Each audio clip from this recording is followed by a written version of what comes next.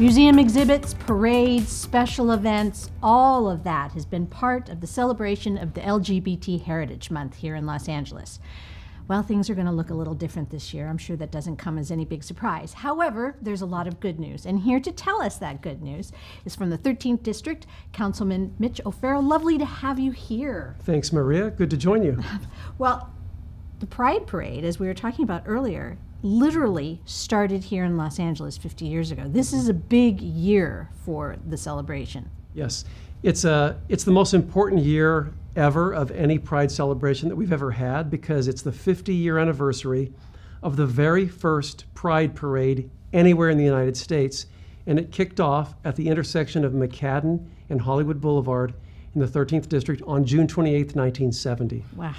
And that obviously demonstrates there's a lot of history here, and I would imagine that there was a parade planned. Oh yes, there was so many things planned. We're going to have some virtual celebrations, including a virtual parade with Christopher Street West and the organizers.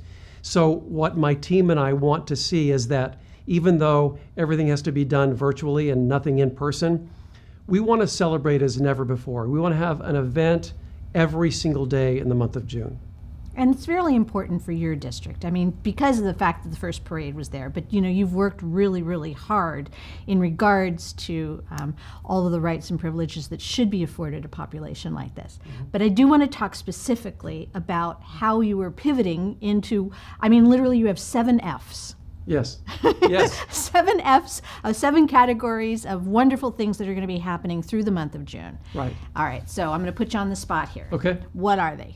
Oh my gosh. You can read. I have to read them. You can literally read. Is it here? Because yes, exactly. I don't have it in front of me. Well, I do. Okay. All right. How about flags? You're going Yes. to put up flags. All right, so let's talk about flags. So there are so many pride flags. It's not just the rainbow flag that we all know and love, and you know, it just brings a smile to our faces when we see. It's really dozens of flags. There are flags specific to lesbian rights and pride, flags specific to Two-Spirit, which is Indigenous and Native American.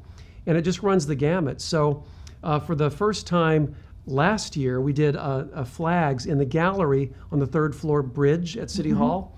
And that was a real revelation to everyone who saw it. Well, this year, we're going to have an education about the flags all through the month of June on one specific day every week. I had no idea that there were multiple flags that demonstrated different elements and components. I mean, do you have a clue? How many do you think there might be? At least a couple of dozen. Oh, that's amazing. At minimum. Okay, so then everybody can find, you know, as you put it, their tribe. Their tribe. That's Yeah. right. And I'm of Native American heritage, so finding one's tribe has special meaning for me personally, and it really is something that's important. We're social animals. We're social beings.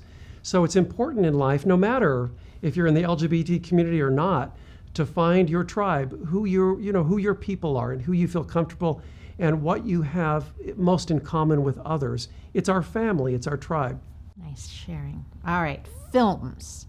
There's always a film component. We were talking about, you know, there would always be these great movies that were available for people to attend and to learn about and things like that.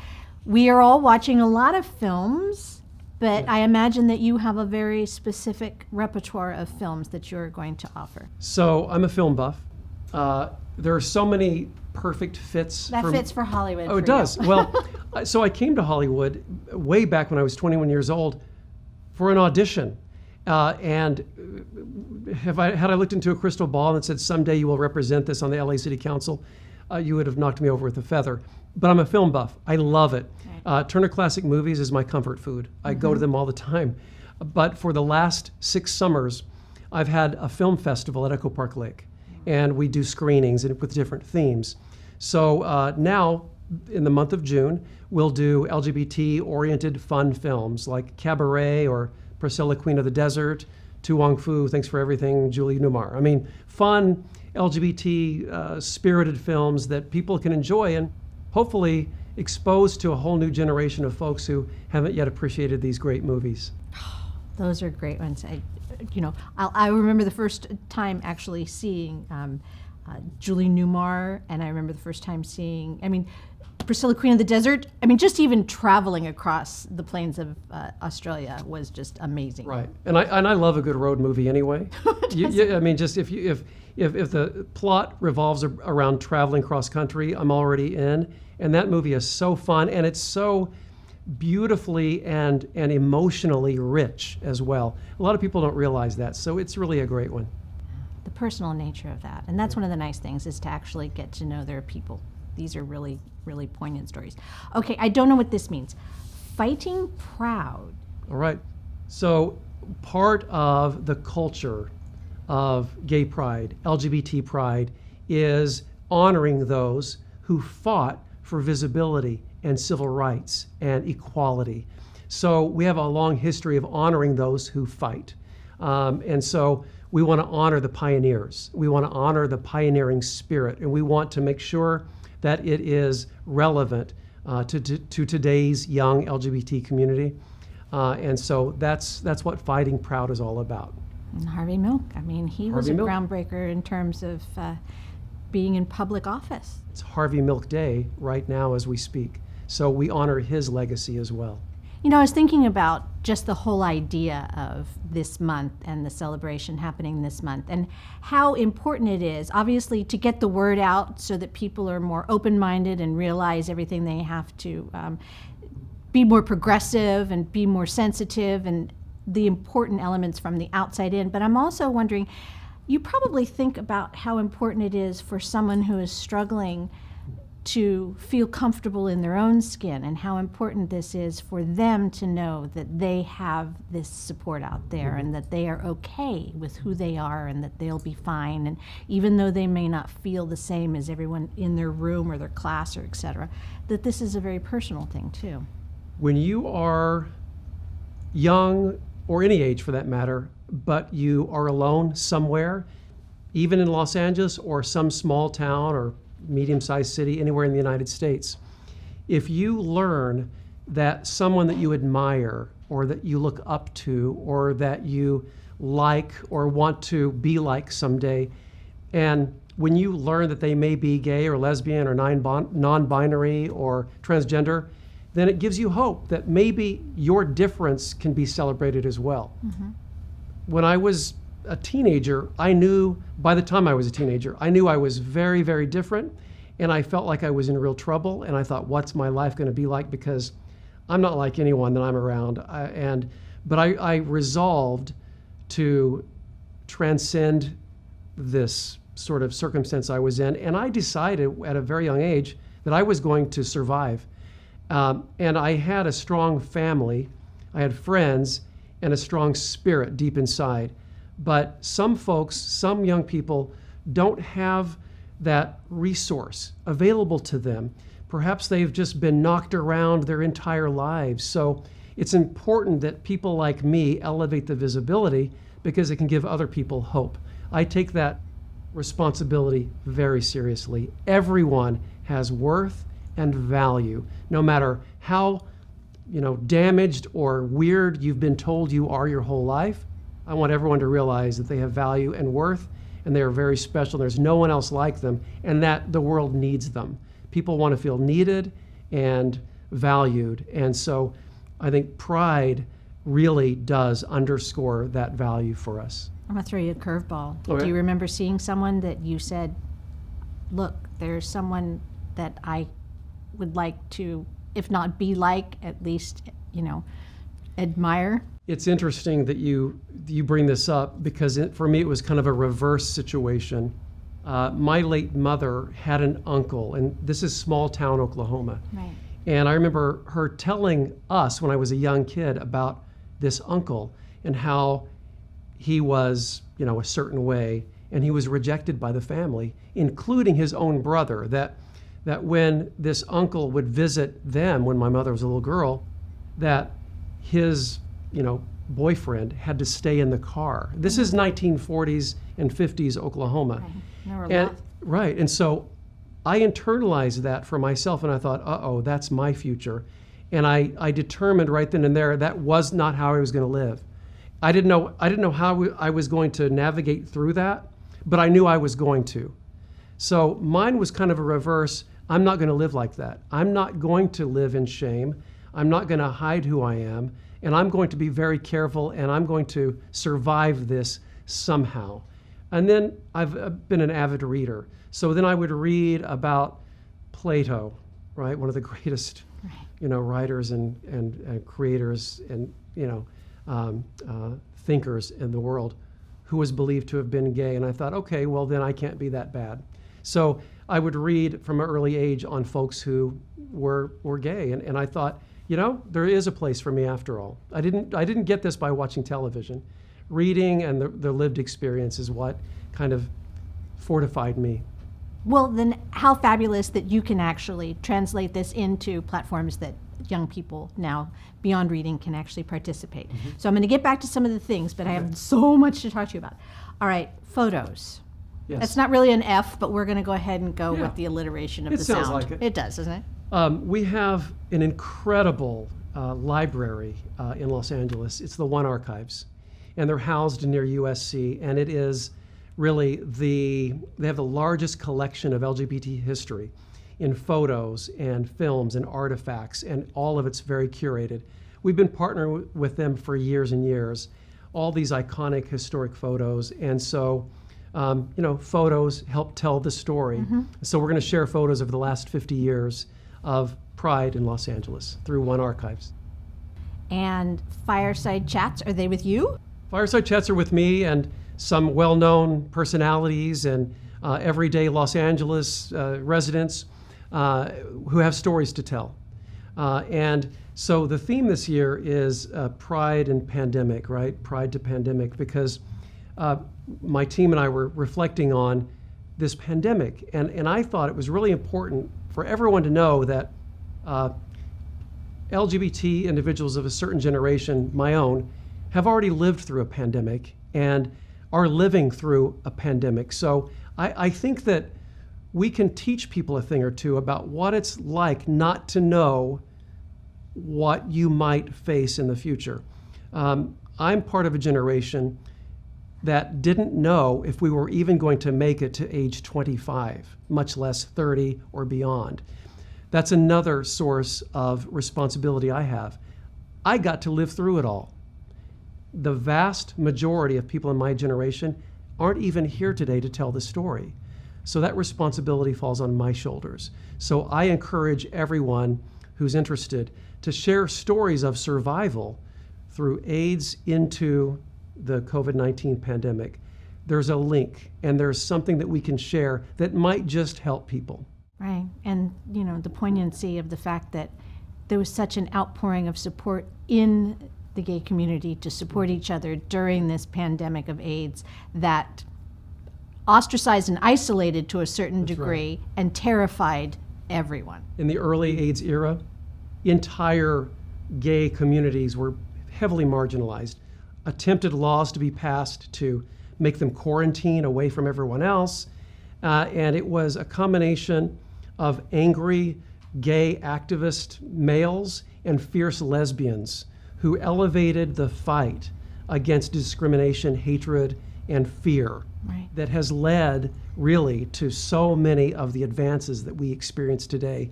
And everyone needs to understand that history, and that's what part of this is as well. There's always a lot of festivities. I mean, as I mentioned, there are museum exhibits you used to have at the Hollywood Museum, et cetera, and that can't actually be there this year, but there are festivities. Yes. So the Reel to Reel is a wonderful yearly exhibit with our friends at the Hollywood Museum. So we'll have a virtual exhibit. And my friend Danelle Dadigan, who runs the museum, and her incredible staff, they're still going to do some curating at the museum.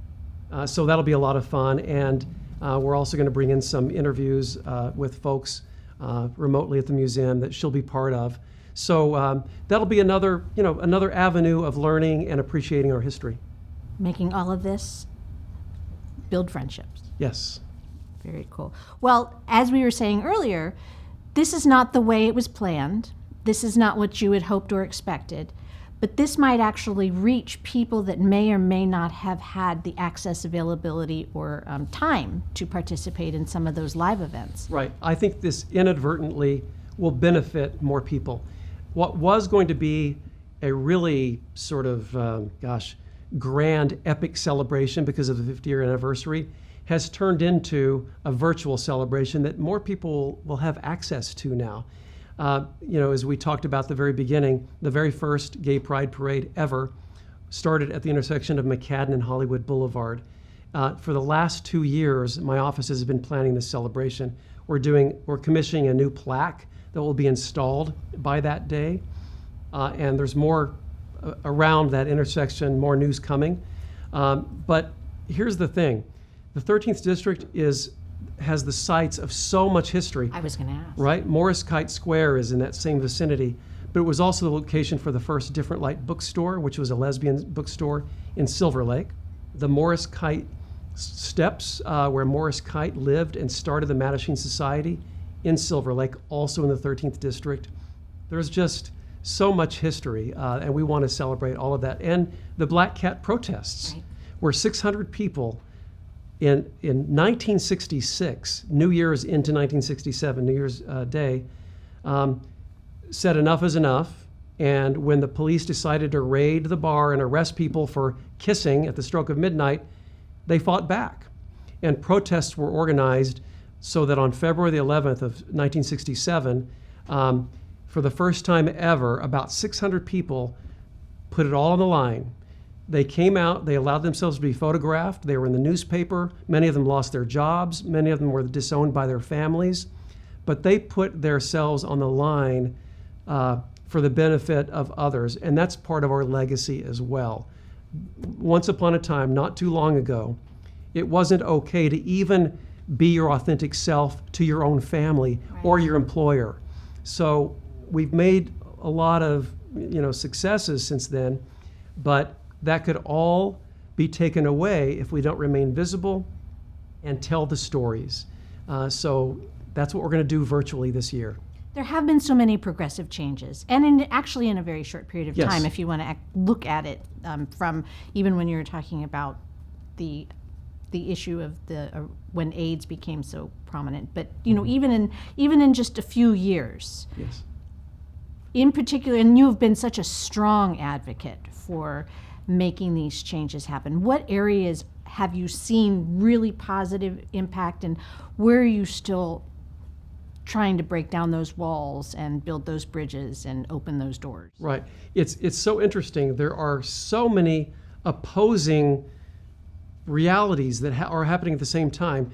We mentioned Harvey Milk. Right. So he was the first openly gay elected official in California. A few years before that, there were a few elected representatives, lesbians. There one in Michigan, one in Massachusetts, I believe. But he was the first elected official in California. Since then, there has been an openly LGBT elected official in every state, all 50 states of the Union. So that says a whole lot right there in the last 40 plus years. We have marriage equality. The Supreme Court, decided that back in 2013. So we've made all sorts of strides, and now my focus has been for years on the City Council, transgender visibility. I've always, for a long time, felt that the transgender community is sort of the last marginalized letter in LGBTQ that we need to continue helping to lift up and help educate the mainstream society that, non-binary LGBT or transgender individuals, they have every right to be their authentic selves as much as anyone else. So a lot of my work has been with the transgender and non-binary community, and we've been working with individuals that have really helped me shape some city policy. And you've really done some practical things too. I mean, in regards to that, the Midnight Stroll. Right. Yeah, the Midnight Stroll is exciting.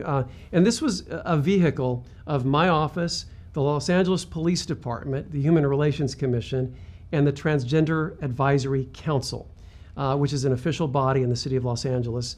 And we worked together, and my office helped fund the Midnight Stroll, and its outreach, its services, its shelter for homeless individuals who tend to be very active at night, in the middle of the night.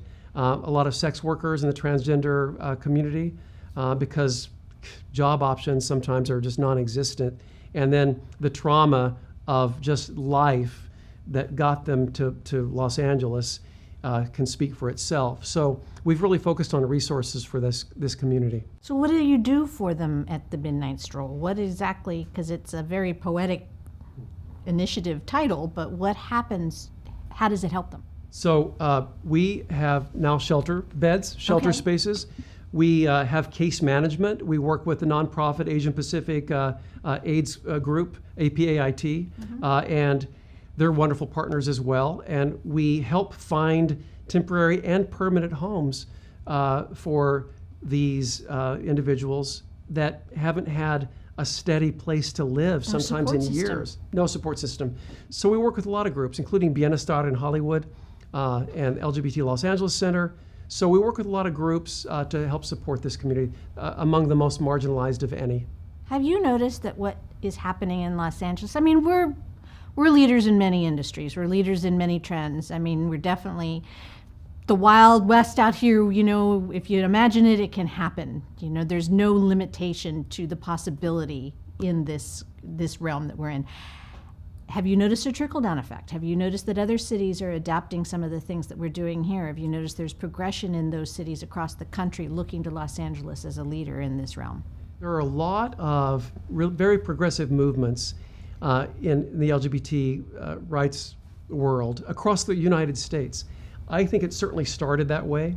Los Angeles and the West Coast is certainly a leader in sort of making sure that other cities are aware of what we're doing, and then starting levels of activism to bring positive change.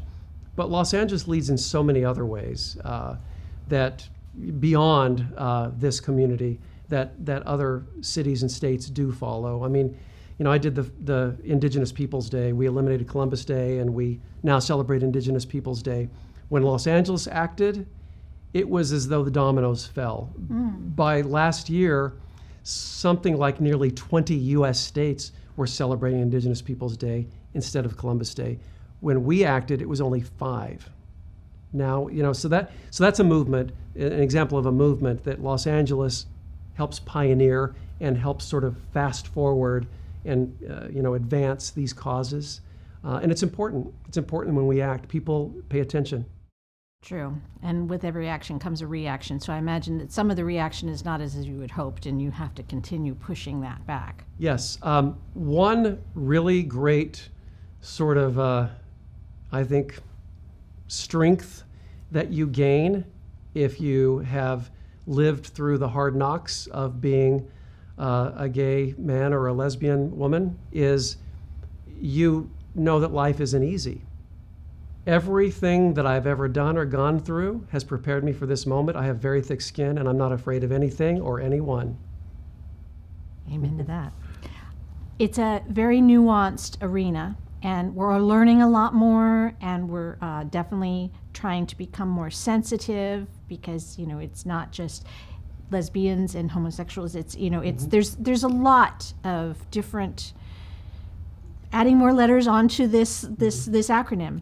What do you hope people will actually attempt to do in order to be more sensitive to that? I mean, what are some of the things that a person can do proactively if they believe themselves to be enlightened and want to understand how to gently get along with their fellow man? Sure.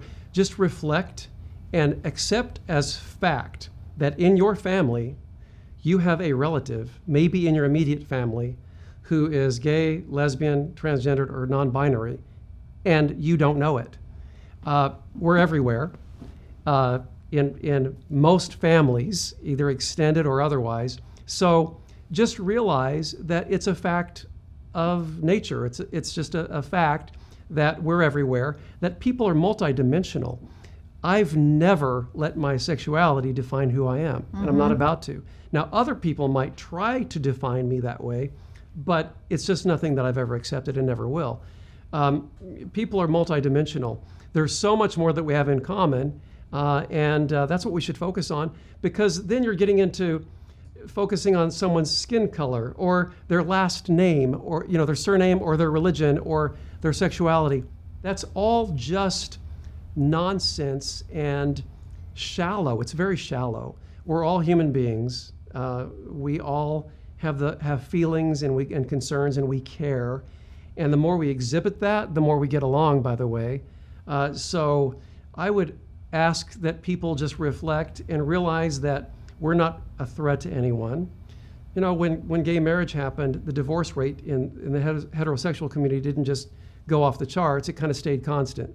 So everyone has their rights, everyone should have the right to be who they are and self-represent, and it's incumbent on all of us to just accept that, accept people for who they are, and we can get along a lot better, and everyone makes strides.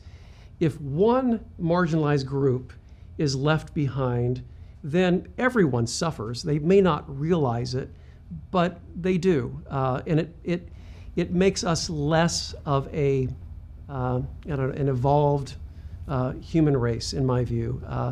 I just think we have to respect everyone's differences, individuality, and just realize that even though some may not like it, we're so much alike deep down. Nothing like a pandemic, although you're tough, but Yes. to demonstrate how frail we all are as humans and how much we need each other. No way around it. We all have a shelf life. No one's here forever, so we've got to make the most of it. I've always believed that, and that's another value. I'm glad you brought that up, Maria. Another value that my generation has is it was very uncertain to me personally that I would even live to 25, because when I was very young and AIDS hit, they didn't know what caused it. There was no test for it. Just you looked around and people in your age group and people you knew were dying within weeks of getting sick. And they realized fairly early that it was afflicting young gay men. And I thought, okay, well, that's the category I'm in, and people that were healthy a month ago are dying now. When is it going to be my turn? So that experience, I've never forgotten that. So I value every day, and I just make the most of it, which brings us back to the pandemic. Realize that if you follow the CDC guidelines, you can protect yourself, and you can get through this, and you can help others get through it as well. And allow it to help you appreciate life a little more, and trust that we will get through this. Well, if we want to celebrate through the month of June, through all of these amazingly adaptive festivities that you have put together, what's the best way for people to participate? Pay real close attention to what all these organizations are doing, and you can do that through my office, by the way, cd13.org, cd13.org, and we will connect you. Look for my social media announcements, and it's at Mitch O'Farrell or Mitch O'Farrell, real easy, and we'll keep everyone informed and posted and connected. So it's going to be a great month of June, and we invite everyone to celebrate. Although we celebrate our unique differences in this community, we celebrate humanity in general. Yeah. We're all part of the human race. So let's enjoy this together. And I only have a tiny bit of time, but you are so passionate about a lot of things. Yeah. LA River, Indigenous peoples, you have a lot of things that you're really passionate about. So where did all that come from? When I was very, very young, my whole life, my mother would always say, Mitchell, you can't carry the world on your shoulders. I was brought up in a very caring family. It's natural for me. It's organic. I've always had the softest spot for the vulnerable, which include animals, seniors, and everyone who's ever been, targeted for being different or vulnerable. And so it's kind of a natural thing for me. And as a legislator, I have to make tough decisions, but I also work really hard to help protect folks, and I'll always do that. Well, it's been a pleasure speaking with you. Thank you so much. Congratulations on making all these great plans, despite the fact that you wanted a big, loud, joyous parade. We'll do it next year. How's We that will. sound? Sounds good, Maria. Thank you. All right, that's wonderful. And that's it for this LA Currents.